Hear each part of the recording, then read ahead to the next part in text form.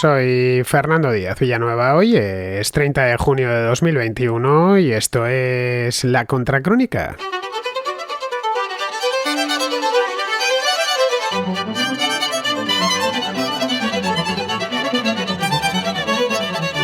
El gobierno alcanzó este lunes un principio de acuerdo con la patronal y los sindicatos para aprobar un primer paquete de medidas para la reforma de las pensiones.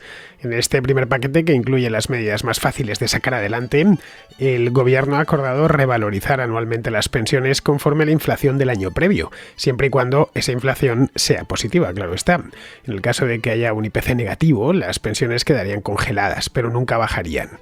También se intentará acercar la edad efectiva de jubilación a la edad legal, que en 2027 quedará en principio fijada en los 67 años. Esto será mediante un endurecimiento de las jubilaciones anticipadas y mayores incentivos al retraso de la edad de jubilación. Una vez salga adelante este paquete, será la primera parte de la reforma de las pensiones comprometida con la Unión Europea, con Bruselas. Se suprimen dos de los aspectos más polémicos de la reforma anterior, la reforma del año 2013. Por un lado, el índice de revalorización de las pensiones, el famoso IRP, que limitaba su subida anual a un 0,25% en situaciones de déficit del sistema de seguridad social. Y luego lo segundo, el llamado factor de sostenibilidad.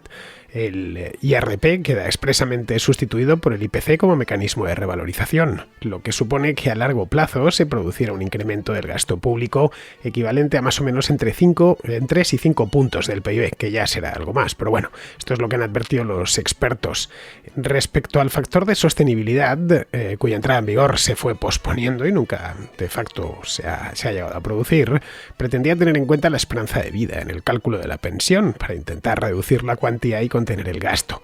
Este mecanismo ha quedado ya derogado oficialmente, aunque nunca fue aplicado, y será sustituido por un nuevo instrumento que el gobierno se ha comprometido a diseñar en los próximos meses. Para desincentivar el retiro anticipado se cambiarán los coeficientes reductores en la jubilación anticipada, que además pasarán a ser mensuales frente al cálculo trimestral actual. En el lado opuesto, para incentivar la jubilación demorada y alargar las carreras laborales, se incrementará la pensión un 4% por cada año de retraso. Queda pendiente un segundo paquete de reformas que habrá de salir adelante antes de fin de año, si el gobierno quiere seguir recibiendo fondos europeos. Bien, pues para tratar este tema, que como veis es muy interesante y muy de actualidad, este de las pensiones, hoy visita La Contracrónica por primera vez, y esperemos que no por la última, Jano García, que es economista, es también periodista y toda una celebridad de las redes sociales.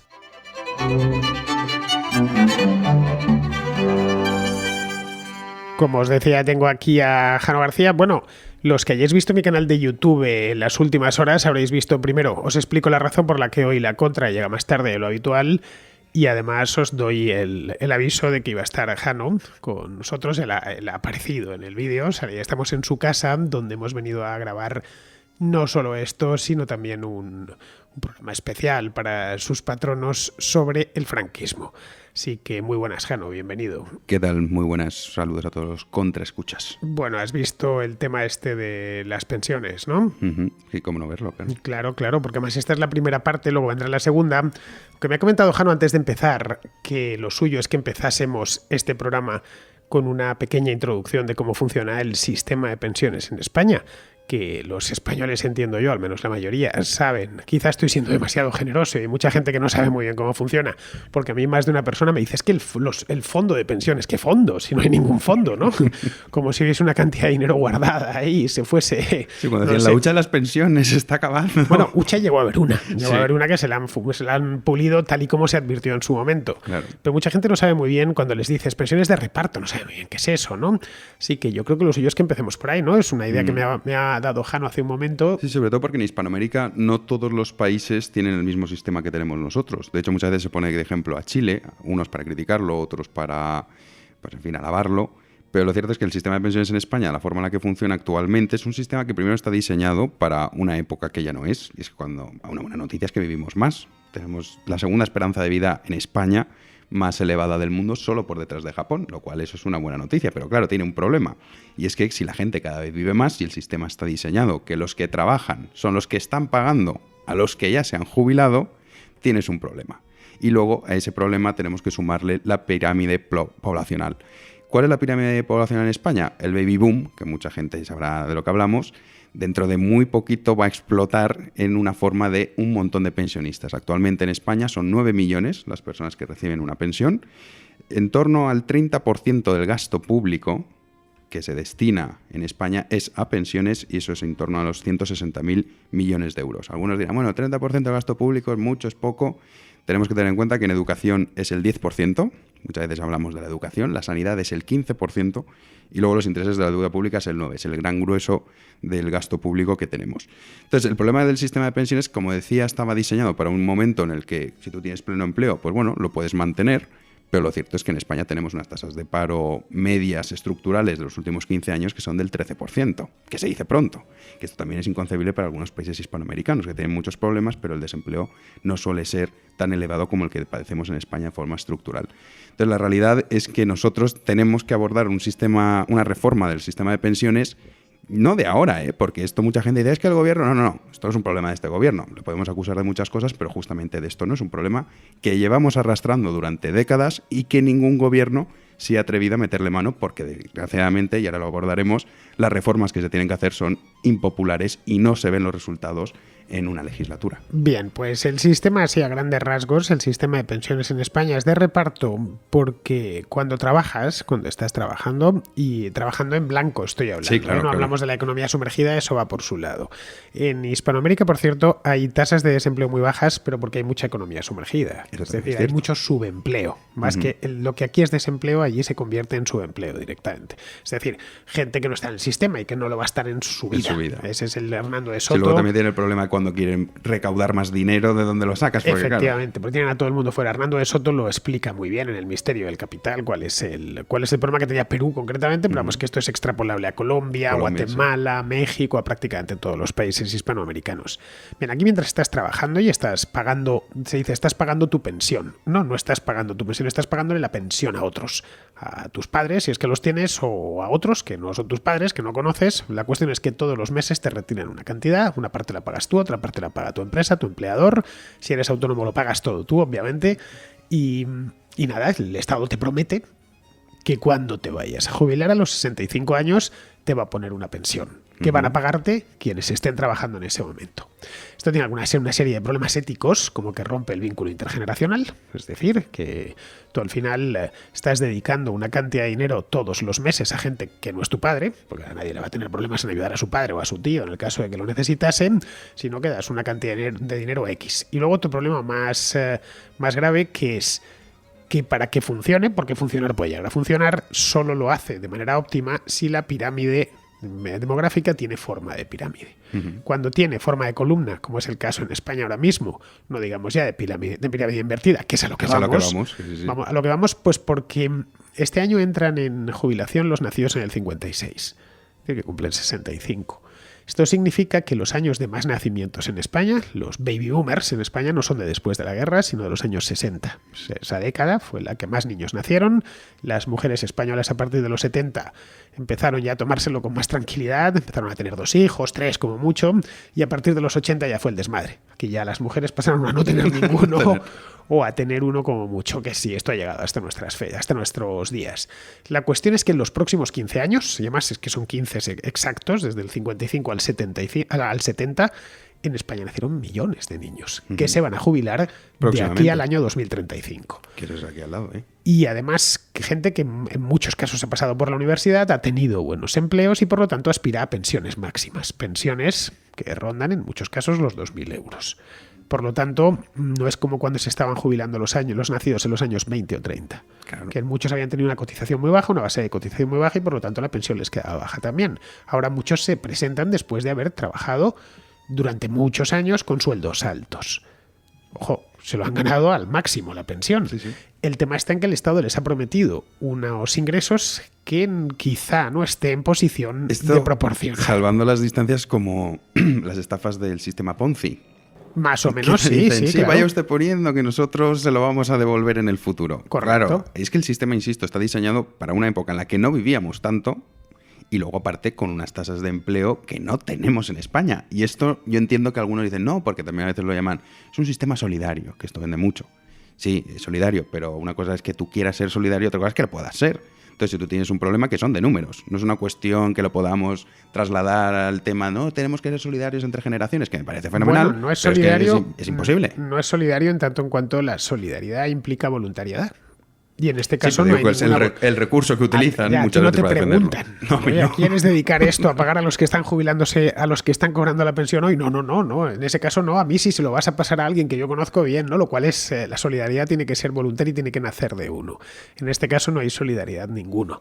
De hecho, si mañana lo preguntasen, me gustaría ver cuántos voluntariamente, sobre todo entre los que defienden el sistema de reparto, decidirían hacerlo, serían tan desprendidos que decidirían darlo, ¿no? Es como lo de los impuestos. Todos los que los defienden ardorosamente, ninguno de ellos deja propina. Sí, eso también es muy curioso, sí. Dicen, oye, que me parece muy bien, que paguemos tanto. Es más, como me gustan tanto los impuestos y voy soy a tan hacer solidario, donaciones a tipos de fundaciones, tal, no. A mí no me cobre el 21% de IVA. El 35%. Cóbreme el 40%. Sí. A mí no, el IRPF póngamelo al 80%, porque es que soy así de solidario. Yo estoy esperando todavía que alguno, aunque sea solo por, no sé, yo no conozco ninguno. Predicar con el ejemplo, ¿no? Conozco muchos que sí que dicen eso, ¿no? El que más tiene que pagar, etcétera. Bueno, etcétera. Pues con esta historia, esto se sabe desde hace tiempo porque son matemáticas básicas. Claro. Tanto dinero entra, tanto tiene que salir ese mismo mes. La pensión, y se acerca el día 1 de julio, que cobren los pensionistas españoles, que son unas 10 millones de personas, todos han trabajado durísimo, a todos les prometieron ingresos garantizados. Claro. Es decir, son los primeros estafados por esta historia. El problema es ese, que el problema es que la gente que confió o que se le vendió que este sistema iba a funcionar siempre y iban a recibir la pensión sin ningún problema, han sido estafados. Les engañaron, básicamente. Correcto. Esto se sabía desde hace 20 años, lo menos. Yo vengo escuchando el problema de las pensiones. Estaba yo en la universidad todavía en los años 90 y se hablaba de que había que reformarlas de alguna manera y desde entonces han ido primero diciendo que no pasaba nada, el famoso Pacto de Toledo, esto está garantizado, etcétera. Pero bueno, entraron en aquel momento una época dorada, de la época de Aznar, que entró de golpe en el mercado laboral. Mi generación, la nacida en los años 70, que todavía era numerosa, en una época económicamente muy buena, y de pronto se vieron con que la masa laboral aumentaba de una manera muy rápida y se estaba jubilando en aquel entonces los nacidos en los años 30 durante la Guerra Civil. Que nacieron pocos niños, como durante todas las guerras. Dijeron, caray, esto es estupendo, cada año nos entran más, nos están entrando los de los años 70, los nacidos en el 74, el 75, etcétera, en el mercado laboral, nos entran además muy bien porque vienen todos titulados y con másteres en muchos casos, etcétera, y luego eso en el mercado. Y en la parte de gasto entra poca gente, porque en el año 36, 37, 38 nacieron pocos niños en España porque estábamos en guerra. Bien, era lo perfecto y era la época dorada del Pacto de Toledo, y de esto fue cuando está garantizado. La hucha de pensiones tan famosa se empezó a llenar. Claro, la idea era esa. Vamos a tener una hucha por si acaso. Teníamos tanto dinero que dijimos, ¿qué hacemos con esto que nos sobra? Y dijimos, vamos a hacer una hucha para cuando vengan mal dadas, de ahí la vamos sacando. Y hace 10 años estábamos, ¡ay, que se acaba la hucha! Sí, la hucha eso se fue acababa, lo primero. evidente. No, eso fue lo primero. Luego ya cuando vieron que no, que una vez había entrado la generación de los 70, ya está, no había mucho más, porque ya la de los 80 era mucho menos numerosa, vieron que empezaron a jubilarse los de los años 40. Que ya eran más de después de la guerra, los de posguerra. A partir, claro, del año 40 se acaba la guerra, los primeros años fueron muy duros y todavía nacieron pocos niños, pero a partir del 45-46 nuestras abuelas, a pesar de todo, seguían pariendo. Esa es la verdad. El que más y el que menos pues tiene varios tíos o tíos abuelos, ¿no?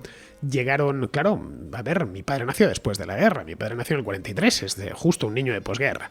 Mira, ya nacían más niños y sobre todo se morían menos. Durante la guerra era una de las maldiciones de las guerras es la cantidad de niños que mueren de inanición, de enfermedades o en los mismos bombardeos, sobre todo cuando se ataca a población civil.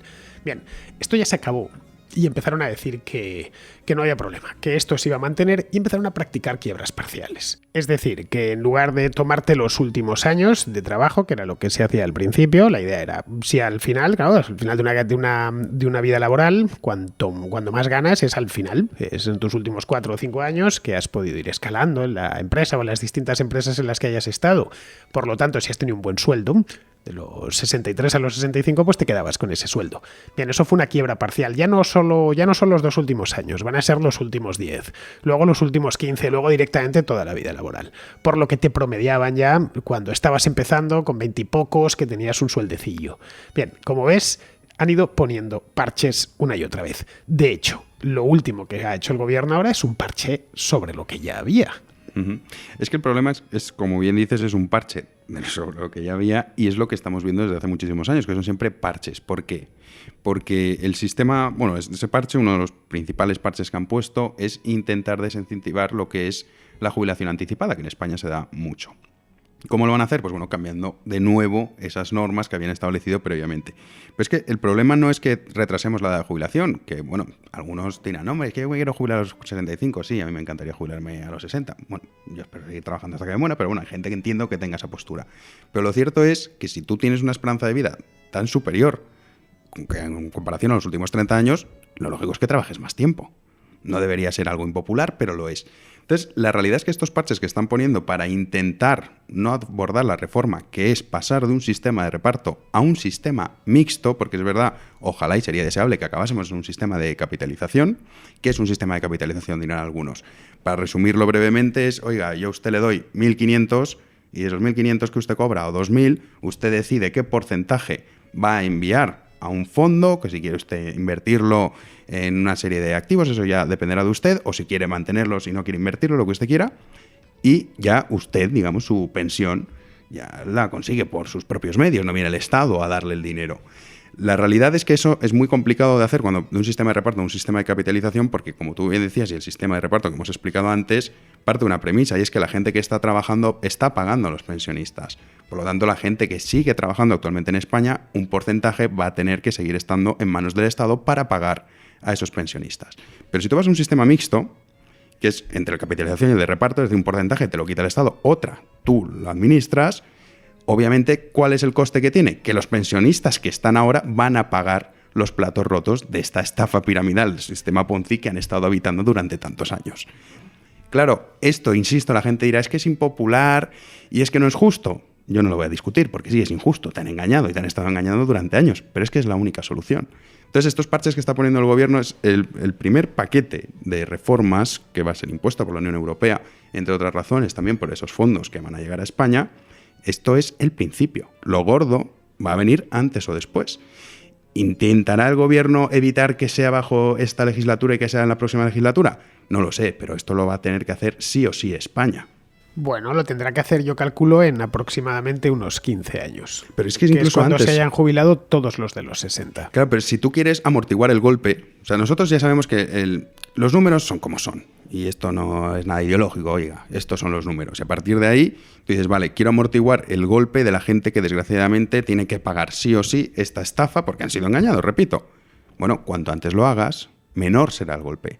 Ahora, si lo que queremos es esperarnos a que ya el sistema sea completamente insostenible a unos niveles brutales, entonces sí, claro, puedes esperarte 15 años, pero en realidad es que cada año que pasa que España no reforme eso, va a ser mayores recortes en el futuro a los pensionistas. Bueno, es un balón que van tirando, nadie quiere asumir el coste político que tendría esto, evidentemente un gobierno como el que tenemos ni de broma, y quieren básicamente hacerlo sostenible, es decir, aguantar esto unos pocos años más. Uh-huh. Y es, de nuevo, quiebras parciales. Claro.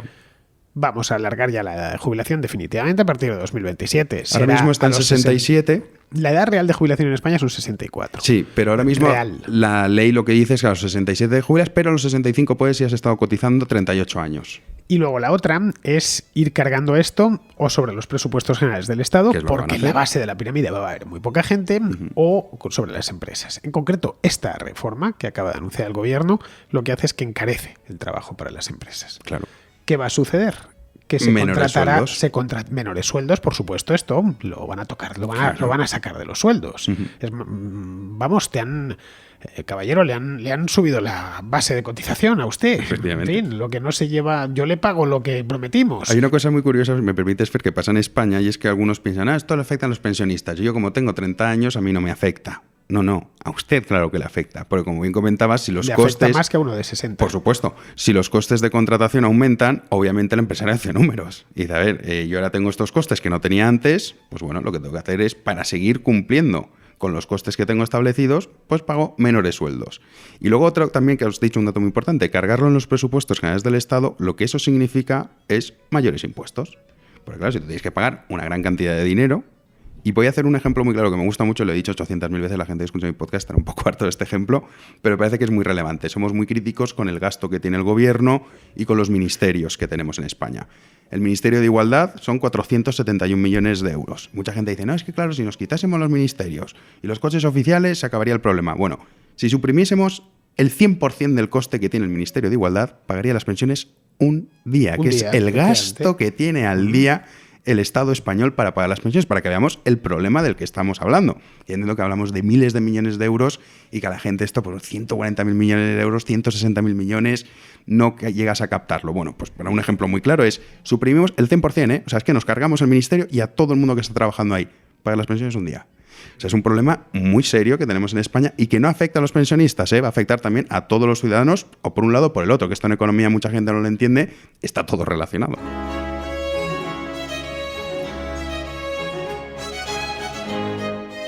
Mira, he ido a mirar los datos de natalidad, el histórico.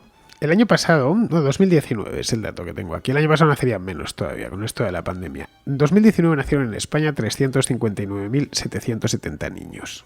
2019, con una población que roza los 47 millones de habitantes.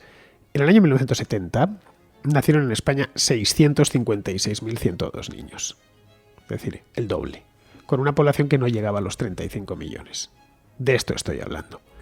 De esto, de que cada año durante la década de los 60 los nacimientos superaban con mucho el 500.000.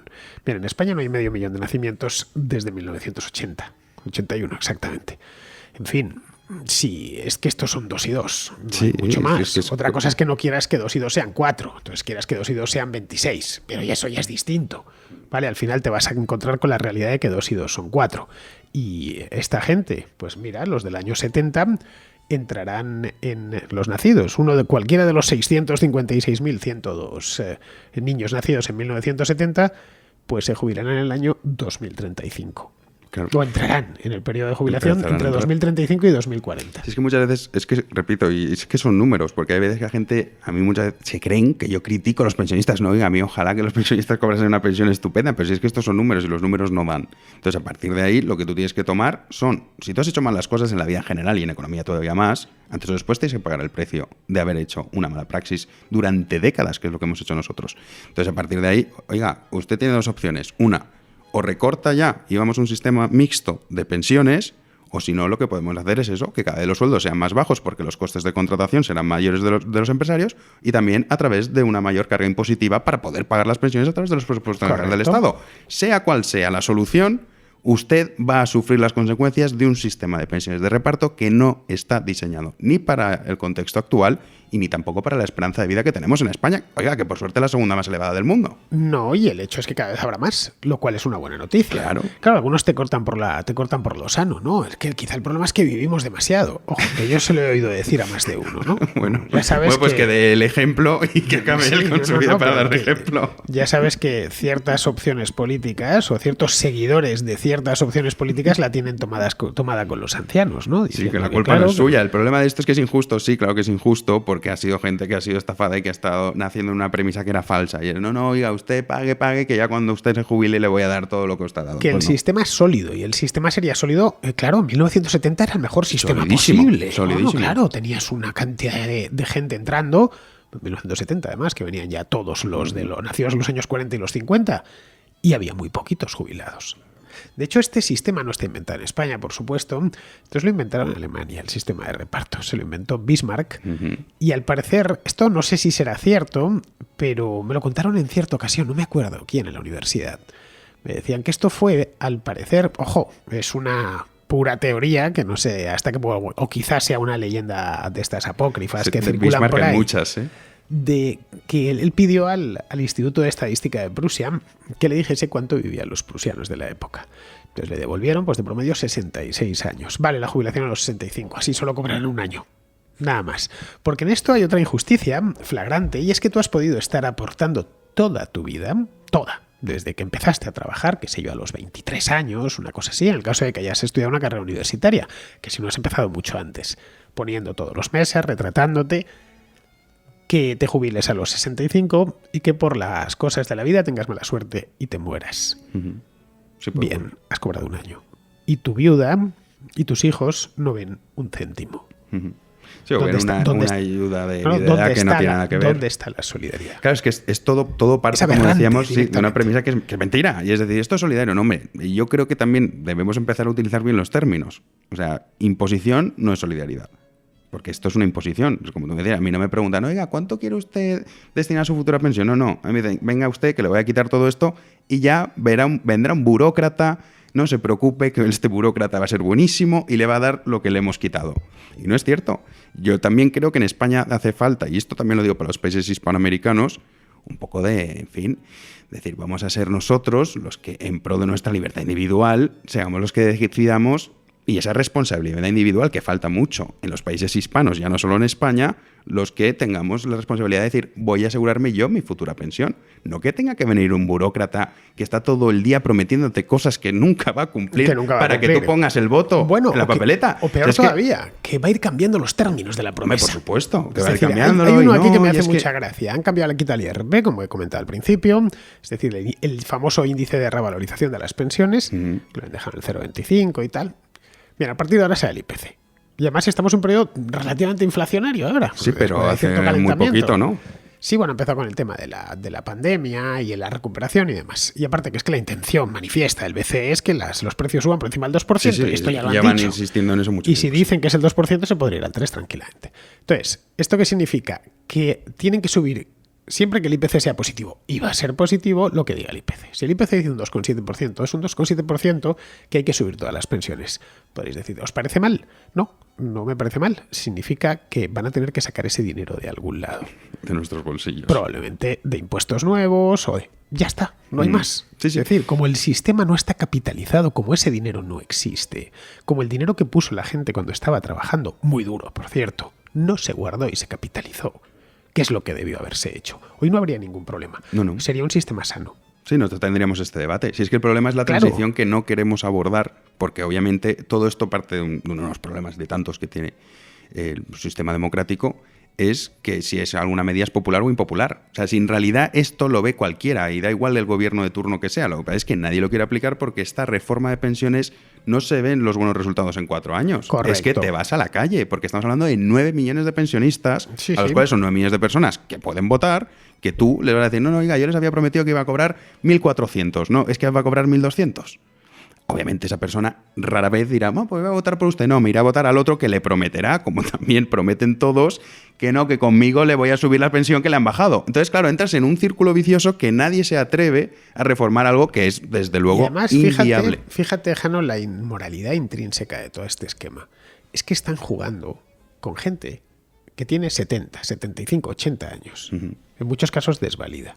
Sí. ¿Por qué es eso? Han convertido en pedigüeños, en mendigos, a gente que ha trabajado toda su vida.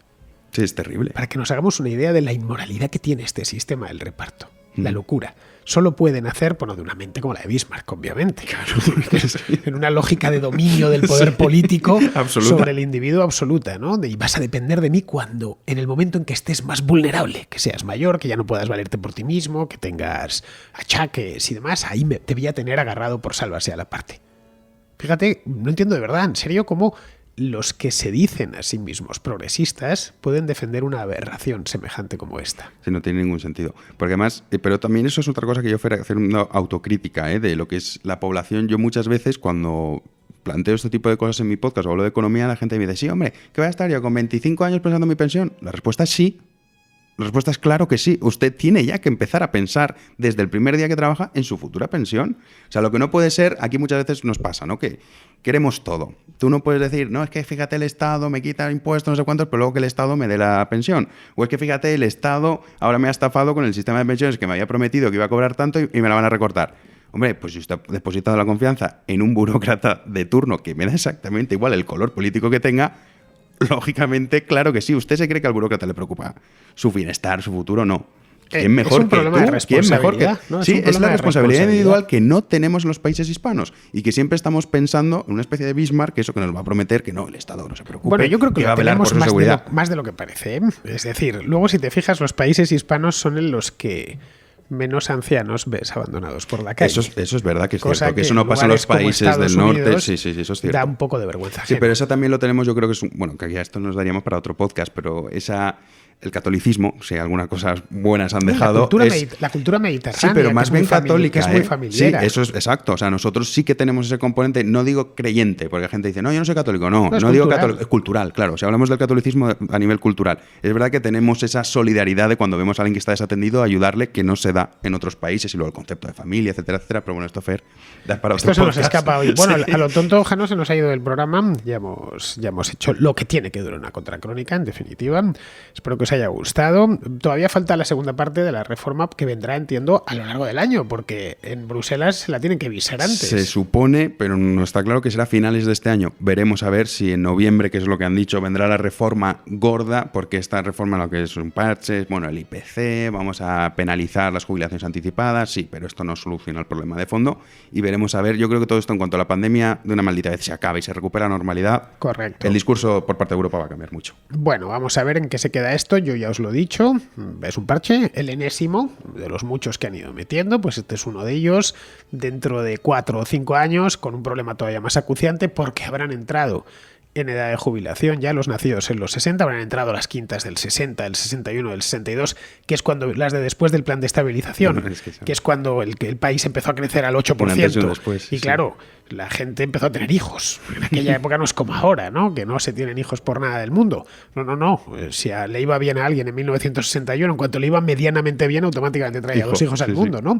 Lo cual demostraba que era una sociedad optimista y sana. Sí, totalmente, nada que ver con la que tenemos en nuestro tiempo en este aspecto, por lo menos. En otras cosas ha mejorado mucho el mundo con respecto a los años 60, pero en esta visión un poco... llena de oportunidades. Y el ensimismamiento del mundo actual, el solipsismo, ¿no? Que tenemos, que es un poco desesperante, que si lo comparas con otras épocas históricas, pues llama la atención. Ojo, épocas históricas muy recientes como los años 60.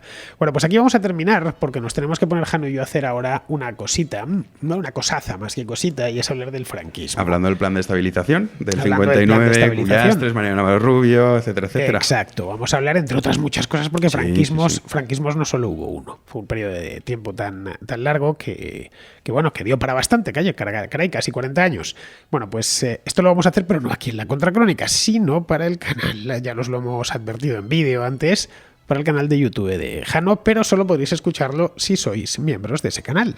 Son 2 euros. Son 2 eurillos de nada, claro, una caña y un pincho. Además, la caña es mala, así que es mejor gastárselo en cultura, historia, información, tal. Son de historia, los programas exclusivos siempre son de historia. La caña lo único que os va a dar es gases y barriga. Nada más. Yo creo que si con esta cuña, Fer, no consigo aumentar el número de miembros, ya estoy perdido. Bueno, miembros y fans de iVoox también, ¿no? iVoox también y Patreon, sí, también. Bueno, y Patreons. Lo de Twitch está más complicado. El tema de Twitch es que esto es... Bueno, de Twitch ya da para otro programa. Twitch es que no he entrado. Me he hecho un canal, pero todavía estoy en periodo de pruebas. No, yo me lo hice, macho, y empecé a hacer stream, pero te tienen ahí, vamos, esclavizado. Como un hámster en una rueda, sí, igual. Si no es estás una semana sin streamear, pues ya no tienes... Nosotros, Jano, somos gente reflexiva. Necesitamos nuestro tiempo para leer. Joder, no podemos estar todo el día ahí en directo, ¿no? Pero bueno, pues aquí, queridos amigos, muchas gracias, Jano, por tu visita. Gracias a ti, Fer, y un abrazo a todos los contraescuchas. No visita, tú has venido a mi programa, pero mi programa ha venido a tu casa, así que es una visita doble. Bueno, pues hasta aquí hemos llegado. Espero que os haya gustado esta conversación desenfadada con Jano García. Para la segunda parte, cuando saquen la segunda parte de la reforma, si es por llamar, del parche de las pensiones, trataremos de hacer uno nuevo, ya sacando las conclusiones finales. Muy bien, queridos amigos, pues con esto me despido de todos vosotros. Hasta mañana.